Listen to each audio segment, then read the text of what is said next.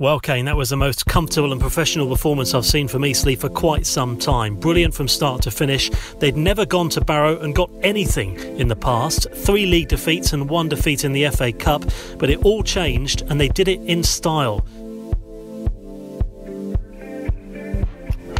Yeah, look, it was a real good away performance. Tough place to come and play football. It was windy conditions. But from the first minute, the boys were very good. You know, we worked on the game plan throughout the week, and they carried it out perfectly. You know, and I'm really proud of them today.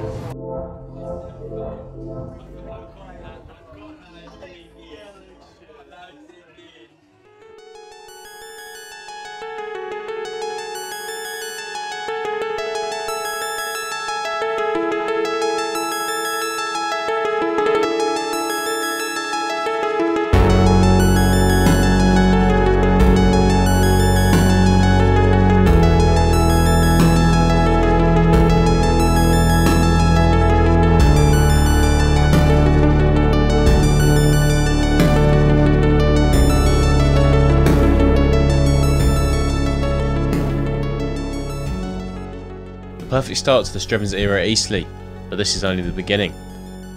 The former apprentice faced visits from 2 former masters in the space of as many weeks before his biggest test yet in North Wales.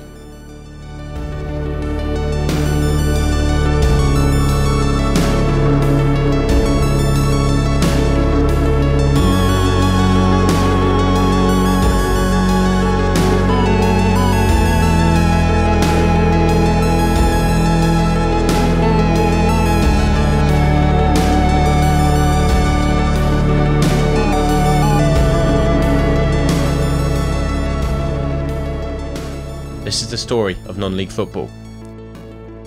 This is the story of Eastleigh.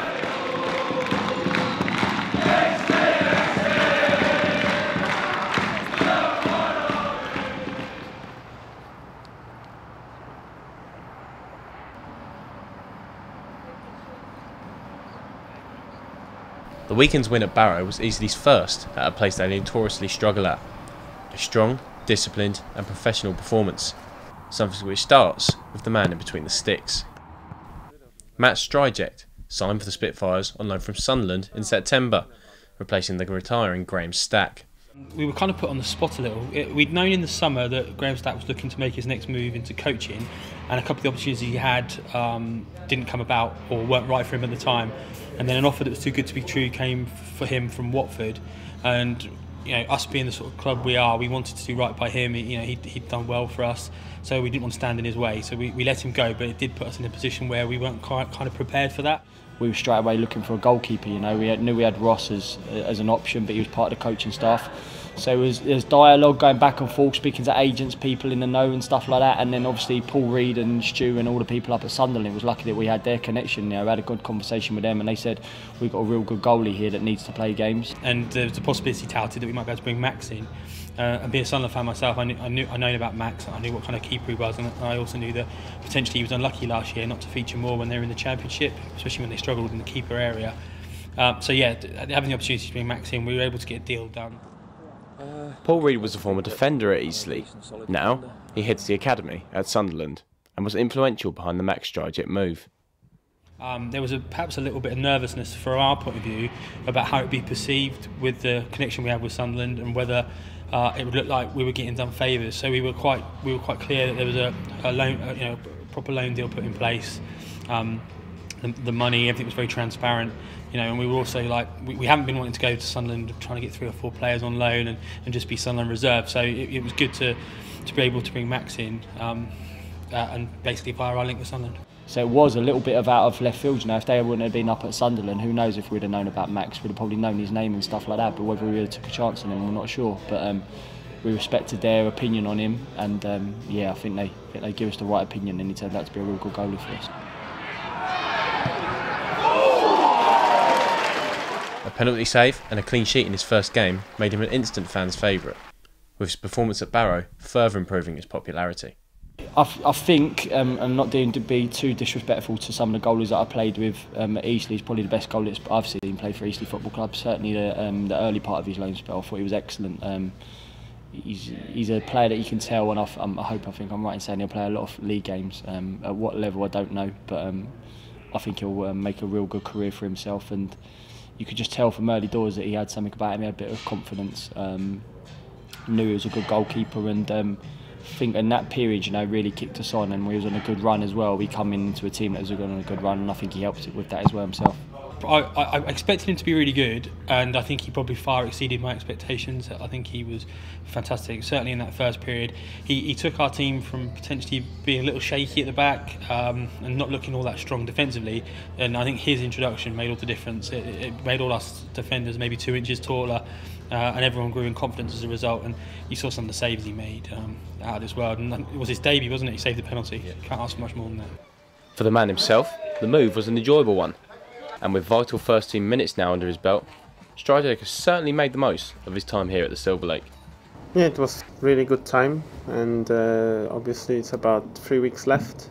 I'm really enjoying the time in Eastleigh, and I wish I could extend it, but I've got different ambitions, and the plan was for me to come back in January for challenge, and with John McLaughlin about the place in the first team. Yeah, but I really enjoyed it. I had good start, and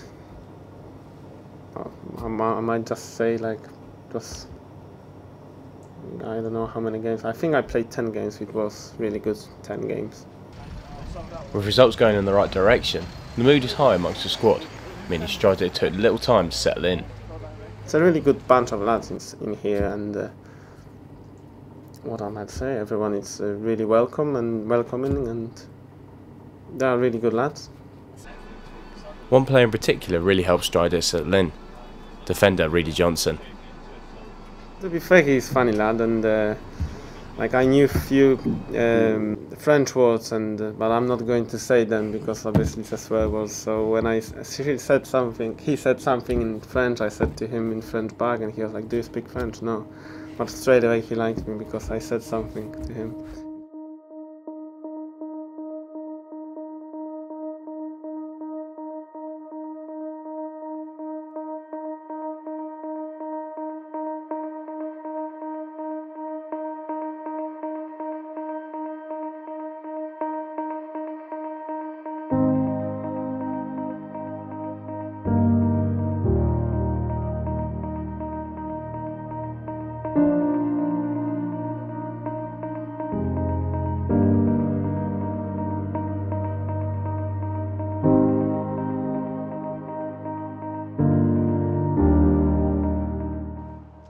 The real tests come thick and fast for Strevens and Eastleigh. The Silver Lake hosts 2 big games in as many weeks. A tough ask for many, but not for the Eastleigh ground staff. My name's Dan Barnes, I'm the groundsman at Eastleigh. I've been in this role here now as the groundsman for a year and a half.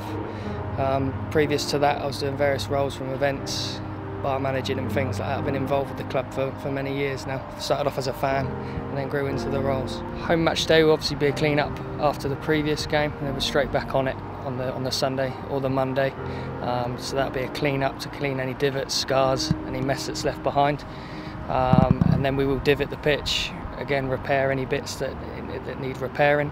And then straight back on it with the mowers. We'll be cutting all the way through the week, weather depending. Just to get the presentation correct, get it back down to a match height, and then on a Friday there'd normally be a double cut if time allows, and then on the Saturday morning we'd be cutting again just before the game. The white lines go down, and then it's goalposts in. This time of year now it's be removing covers and things like that. It's me primarily full time, and then I get match day volunteers that come in for that my final match day prep, because obviously we're limited for time. And then we get matchday divoters and things like that.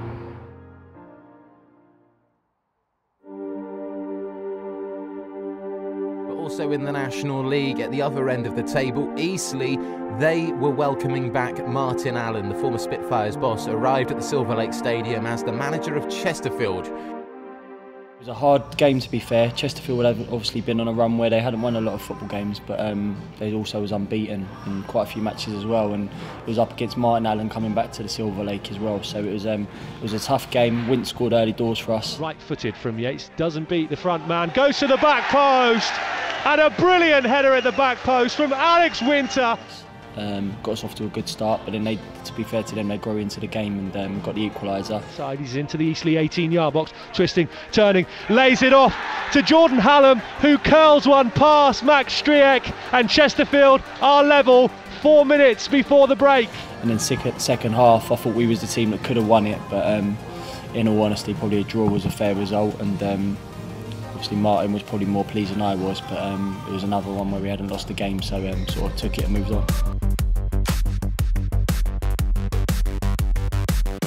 But because of the pitch, it was an AstroTurf and stuff like that, we moved the ball really well at times. We'd worked on a set play that obviously Hess done with us last year, where we'd done a little jacks from the corner, and it wasn't a variation on me trying to be clever. It was someone's shot, and it was always the boys had to react off it, and Joey ended up scoring from it. Then obviously Macca did what Macca done, 2 good balls into the box and 2 strong headers.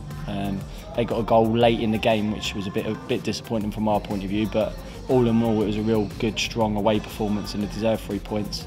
And Ross played in goal as well, because last minute Max couldn't play, so Ross come into the team and done really well, and it was nice to have that option of someone who's on the coaching staff, also a good number 2 goalie at a level, to come in and fill in, and he done a real good job on the night. But yeah, it was a good win and a deserved win. I think everyone was there watching us tonight that would have said we deserved the 3 points.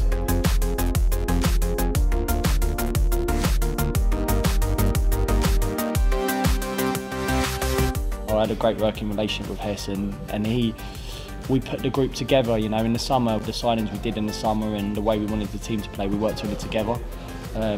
He was always the manager, and it was always what he wanted, but 99.9% of the time we really agreed on everything we was trying to do and what we wanted to do for the football club and the players and the way we wanted to play. We both were on the same mindset, so him coming here and knowing the boys and setting their team up to try and go against us, because we was playing the wing backs, he went with 2 wingers, which we've always said, if you play wing backs and then someone leaves people out wide, it tries to stop your full backs from getting forward. So he come with a game plan, and on the day could have got 3 points, but thankfully he didn't. Yates to take the free kick, and it's saved from Mitch Walker, who dives to his left. It comes back to Jones, the shot comes in, and Eastleigh have scored already within the first 90 seconds. We got off to a real good start, went 1-0 up, and then full credit to them, and obviously Hess knows the players as well as I do. He'd set up a game plan and how they wanted to play against us, and they played Jeffrey out wide, who on the day was a handful. We carried the ball with a lot of pace and was very direct.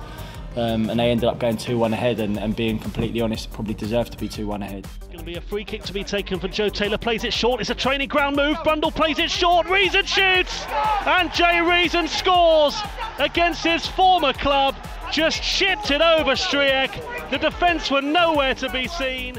We kept probing and trying to get back into the game, but I wasn't too sure that we was going to do it. The boys kept fighting and kept going to the end, and then Macca pops up again with another header. The free kick is chipped into the back post, it's headed towards goal, it's in! Eastleigh score! There we go!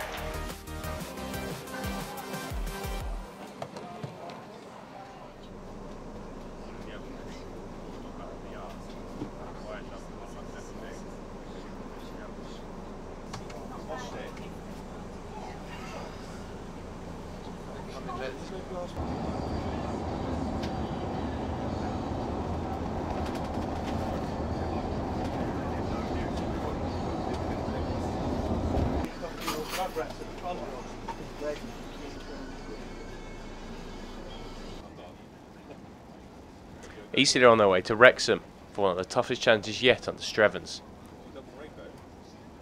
The team as ever are followed by the loyal Spitfires supporters club, who travel the length of the country to follow the side.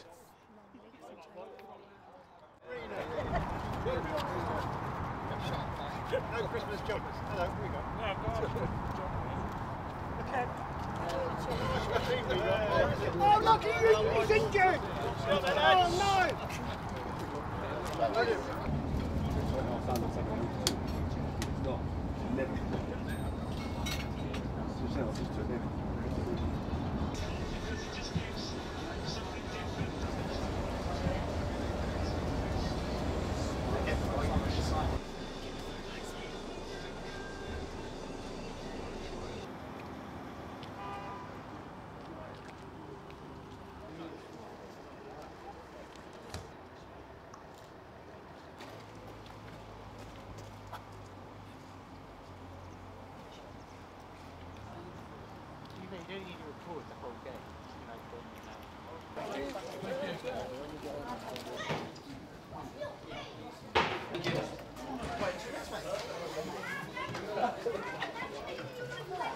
Sally, right?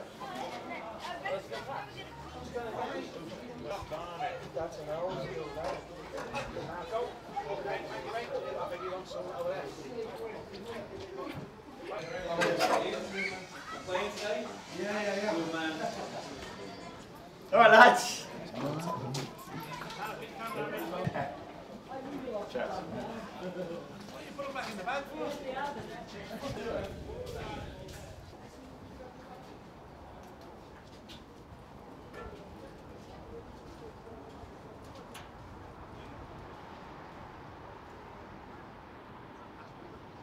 The Spitfire Supporters Club are not the only people who are following the team up and down the country this season. Ian Wilding and football commentator for Eastleigh. BBC Radio Solent's Ian Wilding has been commentating on Eastleigh games for 4 years. Through the highs and the lows, got to the playoffs on the first season. Since then, just outside the playoffs and a couple of mid-table finishes, but it's never been dull anyway. That's for sure. Commentate on Eastleigh. Well, I'm freelance, so I've been freelancing now for a few years. I started probably 2009, doing a mix of football commentary and radio presenting. So, because I freelance for Radio Solent anyway in the week, doing news sometimes and sport, an opportunity came up when Eastleigh were promoted to the National League. They needed a commentator, so there was an opportunity there, and I just happened to be there at the right place at the right time, really, and then went from there. I think they're doing very well. It looks like they're continuing that great work from Andy Hessenthaler. So that's 1 defeat in 14. He knows the players really well, and I think that Eastleigh can have a good season. Ben Strevens with Jason Bristow, they seem like a good partnership. All the players really like them, and despite the fact that it's his first managerial job, he's got loads of contacts as well. So I'm confident that Ben Strevens can hopefully get Eastleigh into the playoffs as well.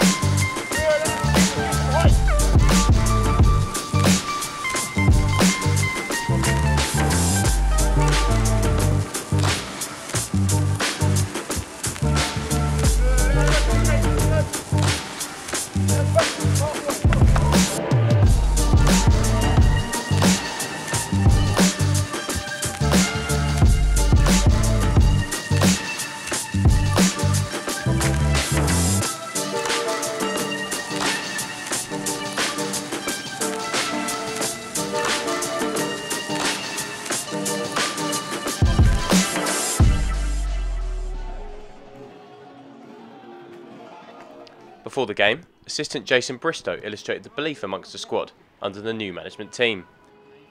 Overall, we're on a good run of form. A little bit disappointed with the performance on Saturday, but I think on the whole, over the last few weeks and last sort of several amount of games we've had, I think we can go into the game with a lot of confidence. So we've had a good week's training. Lads are working really hard in training, trying to implement a few things, and it's going well. So we're really looking forward to the game. The feel-good factor doesn't stop once you leave the dressing room. The travelling supporters are very much enjoying life under Strevens. I think it's been really decent, as obviously he's been in the club for a very long time. Obviously, after Andy Hessenthaler left, we wasn't sure who was going to take the club forward. It was Strevens, so it's a very good signing, I believe. I think it was the right choice. We've had an awful lot of disruption at the club for one reason or another, with the owner going to Sunderland and so on. and so to have brought in a new man totally outside with totally different ideas, I think would have been yet another disruption. I said at the beginning of the season, as long as we finished at the top part of the table, I'd be happy. I don't care who we're under, as long as we finish there, you know, especially after last year, you know, this year we've taken a big step down, we've got lack of money, things like that, do you know what I mean? So, as long as it keeps us there, mate, I don't care, I'm happy. Top half, that's what I want.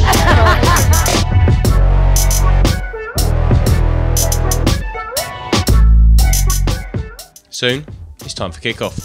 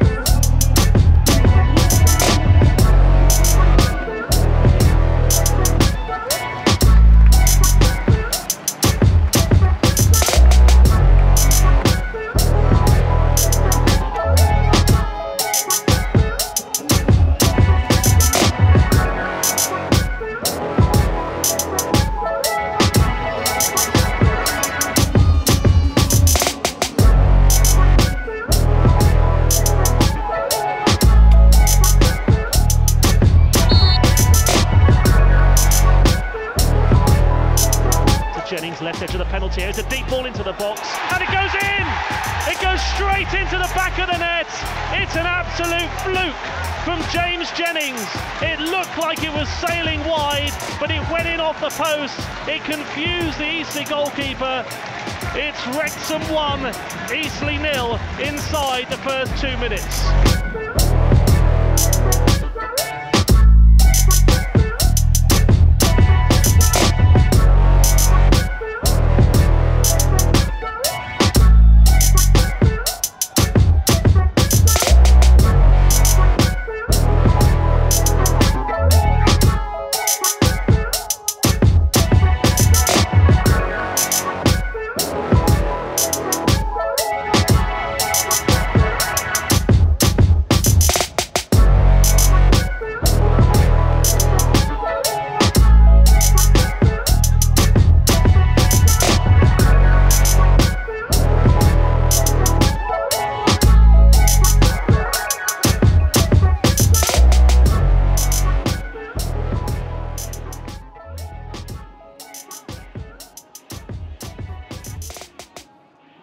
Half-time in Wales, and Eastleigh have to overcome a 1-0 deficit at promotion-chasing Wrexham.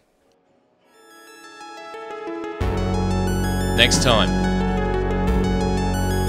can Strevens side muster a comeback? And a certain Saints legend recalls his time at the Silver Lake.